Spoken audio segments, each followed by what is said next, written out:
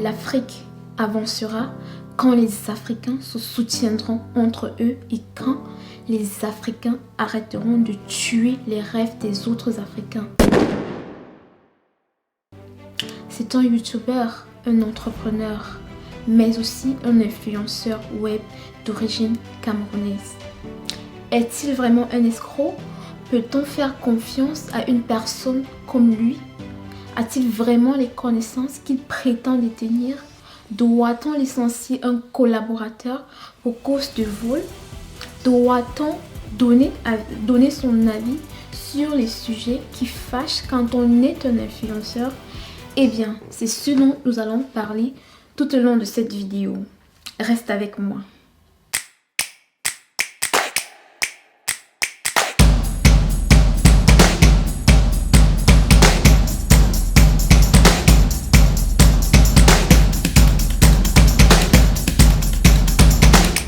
Il se fait connaître grâce aux vidéos de sa chaîne YouTube Investir au pays.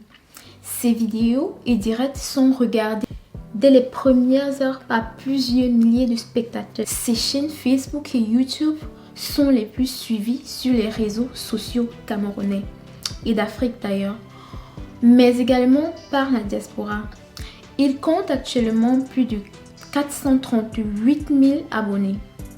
Ah oui, tu l'as sans doute déjà deviné, il s'agit de Philippe Simon. Et si je te donnais un bref aperçu de l'histoire de ce monsieur? Il a grandi à Douala, au quartier d'Eido, et il a fait le lycée Jos de Bonanjo. Donc, il connaît le terrain sur lequel il s'aventure. Philippe Simon reprend son examen de baccalauréat scientifique 2 fois de suite avant de réussir. Concret. Les vrais battants ne sont pas ceux qui savent triompher, mais ceux qui savent échouer. Philippe a de l'expérience de l'échec et sait comment gérer. Ensuite, il voyage pour la France où il fait des études d'ingénieur à l'université de technologie de Troyes. Donc, il connaît le système des études et connaît donc les défaillances de ce système. Il travaille quelques années en France comme acheteur-ingénieur dans les multinationales comme Areva avant de se lancer dans l'entrepreneuriat. On pose. Combien sont-ils arrivés d'entrepreneuriat sans jamais oser quitter le système du salariat? Donc, Monsieur Simon, africain de son état, a fait preuve de courage en abandonnant le salariat en tant qu'ingénieur en France pour se mettre à son propre compte. Comme le disait un sage, le courage de la goutte d'eau est qu'elle ose tomber dans le désert. Parlons de son business model sur sa chaîne YouTube. Il propose des astuces et conseils à l'entrepreneur qui cible l'Afrique. Son contenu est principalement destiné à la diaspora africaine.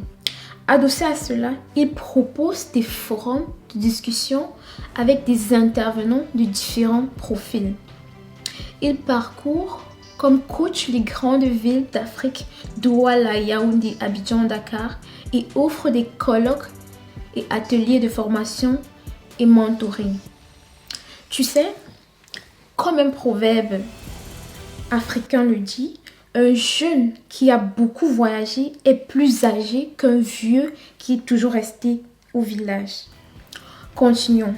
Il a ouvert des bureaux au Cameroun déjà, mais compte le faire un peu de partout en Afrique et proposera du suivi de projets sur le terrain pour le compte des clients de la diaspora. Au départ, il était critiqué de vendre du rêve aux Africains du continent, mais également de la diaspora par le fait qu'il vivait en Europe et que lui-même n'était pas un modèle de l'investissement en Afrique, qu'il prenait tant. Car n'ayant aucun business visible en Afrique, à part la vente de ses formations online qui coûterait une fortune. Mais dorénavant, il présente sous ses vidéos telle une télé-réalité, ces séries entrepreneuriales que je prends d'ailleurs plus de plaisir à regarder que les séries novelas. Philippe présente une exploitation de plus de 17 hectares sous lequel se trouve un bâtiment qui abrite plus de 10 000 poulets, des bassins piscicoles destinés à l'élevage de silures, une culture sous serre où poussent tomates, piments, aromates et fraises. En fait, je pense que ça varie. Nous parlons là d'un Africain qui dit à ses frères de venir faire ce qu'il fait tout en montrant sans filtre, sans cachotterie les réalités locales et en proposant son accompagnement. Un homme ne réalise pas au-delà de ses rêves. Si ce que vous rêvez, c'est avoir une voiture, parce que ça c'est le problème, c'est que qu'est-ce qu'on fait quand on a finalement la voiture? On repart dans notre ancien quartier pour montrer aux autres. Vous m'avez vu maintenant? Au lieu de venir dire aux autres, voilà ce que j'ai fait pour sortir, suivez le même chemin, sortons tous ensemble de la pauvreté. On vient maintenant pour se positionner de telle sorte qu'on empêche toute autre personne d'émerger pour rester la seule valeur celui qui a réussi et qui peut écraser tout le monde. Et on a des gens comme ça dans nos familles, n'est-ce pas? J'espère juste que vous n'êtes pas ces personnes dans vos familles. Concret. Philippe Simon lutte contre la mauvaise réputation de l'Afrique et répète qu'elle n'est pas une cause perdue pour les affaires. Il veut amener les Africains à croire de nouveau au potentiel de l'Afrique. Il cherche à mettre en avant les opportunités économiques qu'elle peut offrir à la diaspora. Il aimerait rendre à l'Afrique ses cerveaux. Philippe nous répète, c'est à nous de développer nos pays. Action. Grâce à son entreprise, il permet à plusieurs familles déjà de pouvoir manger à leur faim en employant des jeunes de la communauté. Problème. Philippe a été victime d'une polémique parce qu'il a licencié un de ses collaborateurs pour raison de vol d'une somme de plus de 200 000 francs CFA. Comme si cela ne suffisait pas, il est encore attaqué et insulté par d'autres Africains à cause de sa critique contre la crypto-monnaie. Certains disent qu'il aime tant l'Afrique, il devrait partager ses formations gratuitement. Stop. Alors, est-il vraiment un escroc? Un escroc ne montre pas à longueur de journée ce qu'il fait et comment il le fait. Peut-on faire confiance à une personne comme lui? Il est crédible, à savoir, il reconnaît son niveau d'expertise et délègue ce qui ne relève pas de sa capacité à d'autres ingénieurs. 2. Il est authentique, c'est-à-dire qu'il est sincère dans sa démarche. Il n'utilise pas des grosses voitures, des grosses maisons, des grosses montres, des vêtements chers pour impressionner les autres.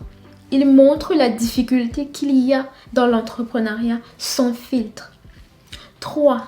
Le respect des engagements, car il fait ce qu'il dit qu'il fera. Nous le voyons avec l'évolution de sa ferme d'ailleurs. 4. Il transmet les informations de manière transparente. Le coût de ces formations sont connus de tous. Il n'y a pas le bac là-dedans. 5. Il dégage un engagement individuel, mais également collectif. Mais comme on le dit souvent, la confiance n'exclut pas la méfiance. Constat. Grâce aux bénéfices des formations, il peut construire la ferme et embaucher des jeunes Camerounais. Le délire, c'est que ces mêmes personnes qui voudraient des formations gratuites ne demanderont jamais à un blanc de donner sa formation gratuitement.